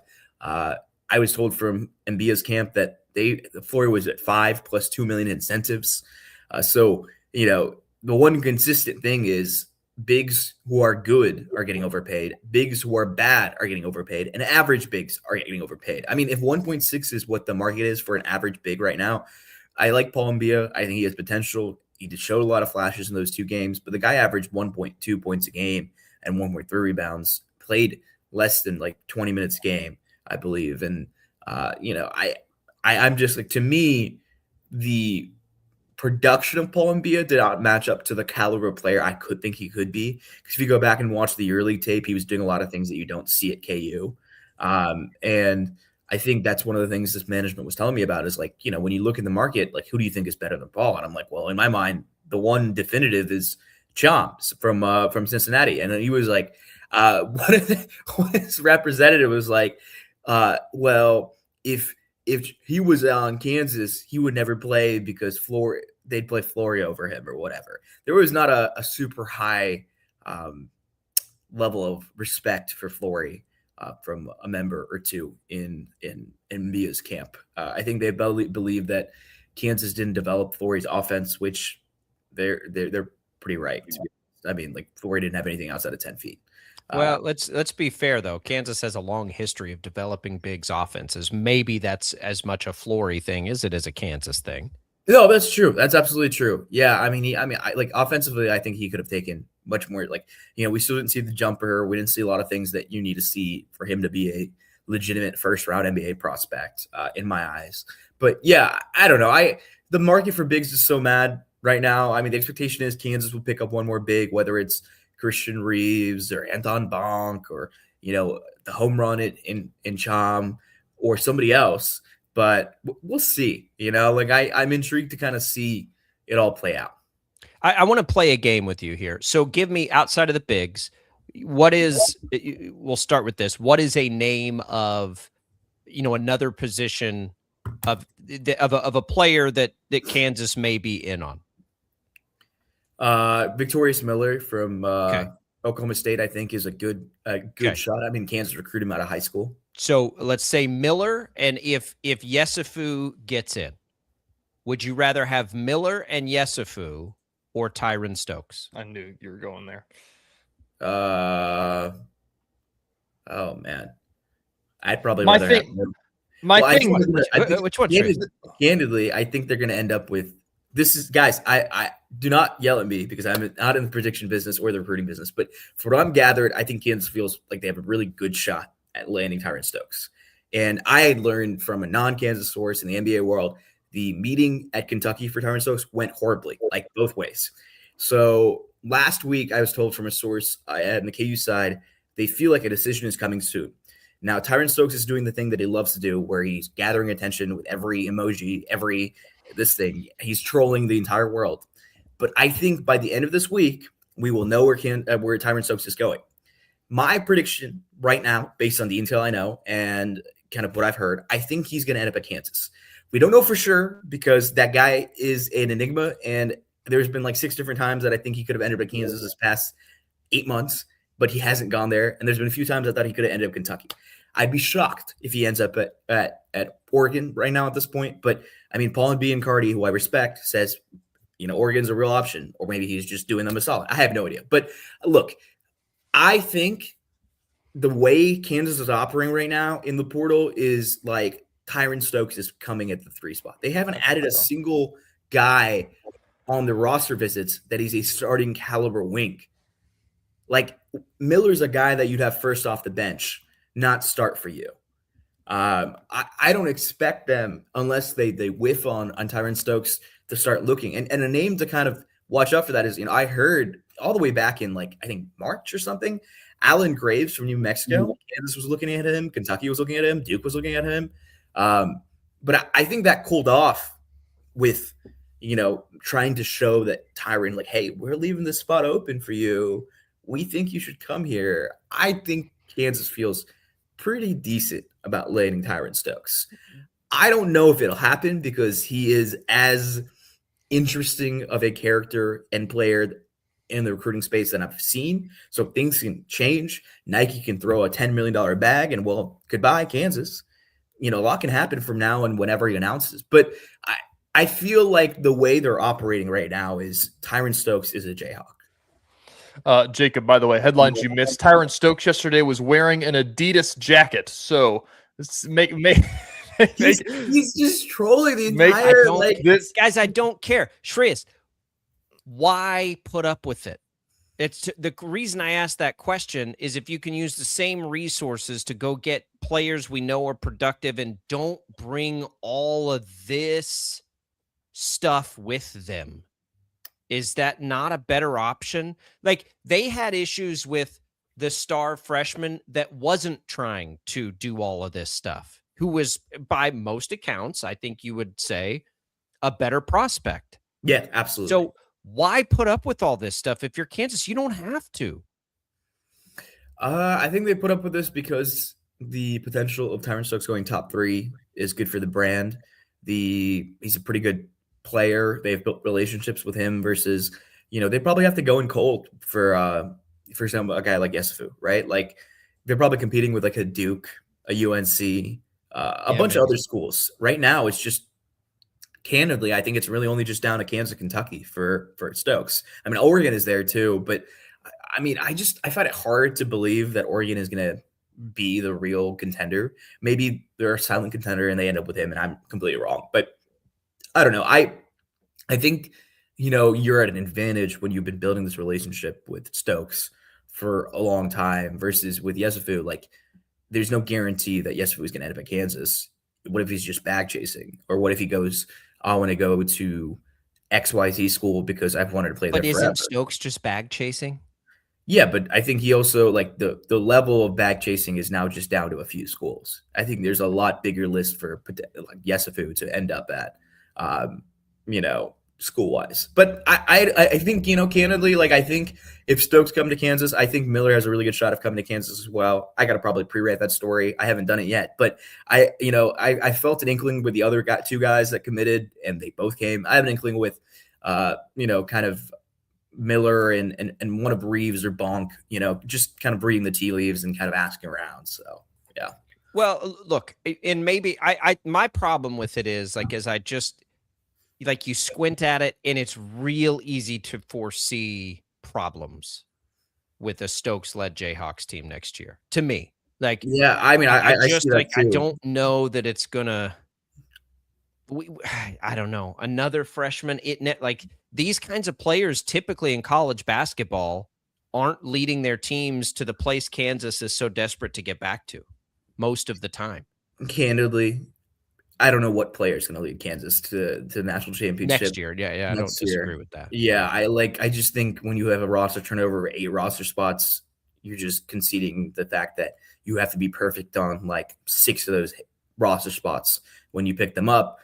And I just don't think any team, like, I mean, yeah, theoretically they could make a deep run next year, right? Like, I don't disagree with that. But to me, the minute Kansas roster continuity was 2 rotation guys from last year, in my head, I was like, yeah, this is the same thing as last year. We're putting them in a position where you have a brand new team, you have a theoretically really good freshman coming in, or somebody else equivalent who's going to be a new star. It's just, I don't know. It's just really, really hard. And I think we're in for the same thing next year. Maybe a little deeper run than. I mean, Michigan just won a championship with Michigan still had like 3 or 4 guys from the previous year's team sitting on the bench. Like, there's some level of continuity they had. They also had freshmen coming in that helped. I know they had 4 major transfers. Like, they were the 4 major transfers that, helped them starter. But, like, candidly, I just don't know if Kansas is the type of team. And I think we know this, and you know this, Jacob. Like, you're a Kansas fan. Bill does best with teams he had the chance to develop. Are you going to be able to develop a team over the span of a year? Yeah, well, I don't know. I mean, I'm not even a Kansas fan, but I agree with you. Like, I've watched him now for a decade and a half closely and followed him. And yeah, he does better when he's got older players that have been there a while. And your Devontae Grahams elevate and your Ochai Bajis elevate. But that ain't going to be Tyron Stokes. No, in not. 2 years. Like, can it be one of these? Can it be Yesufu in 2 years? That's I guess. But if Yesufu is good too, he'll probably leave.